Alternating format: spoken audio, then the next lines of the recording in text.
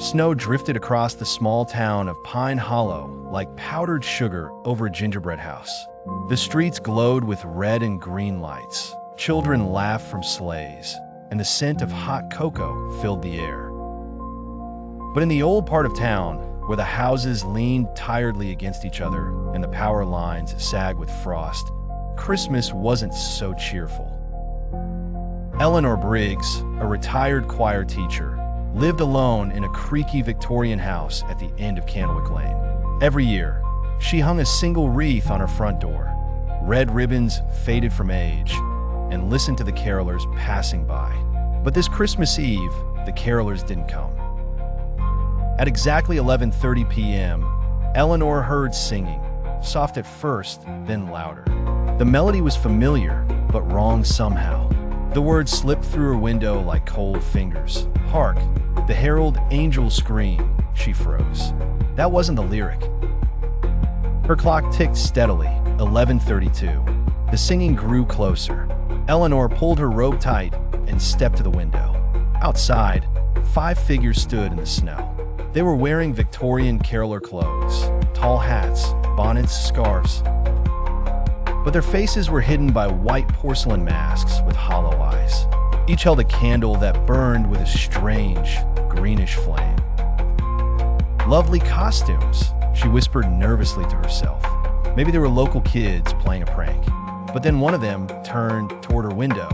The mask tilted, slow and deliberate, and the candlelight flickered crimson. Eleanor stepped back.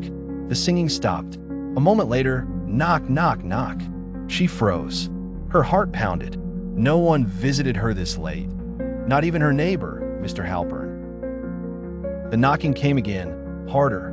Please, a voice sang sweetly from the porch. We only want to share a carol. The voice sounded muffled, like it came from deep underwater. Eleanor's breath trembled in her chest. Go away, she said through the door. You've got the wrong house. The carolers answered together in perfect harmony.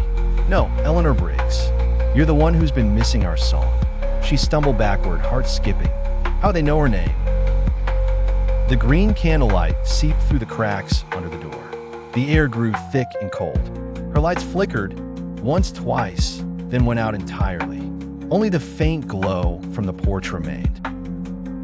Eleanor snatched her flashlight and turned it on, but the beam sputtered weakly.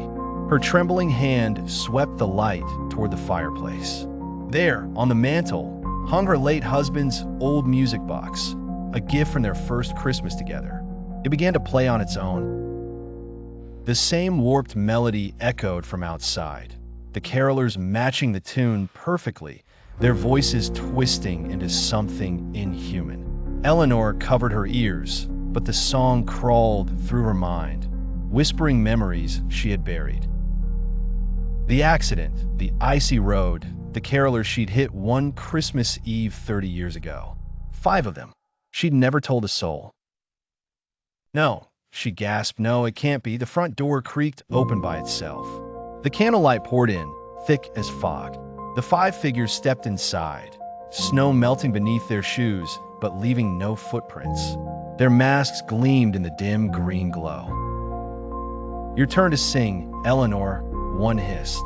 She backed toward the staircase, her flashlight flickering. Stay away from me. The leader lifted a bony finger toward her. You promised you'd remember us every Christmas, he whispered. You promised you'd sing for us.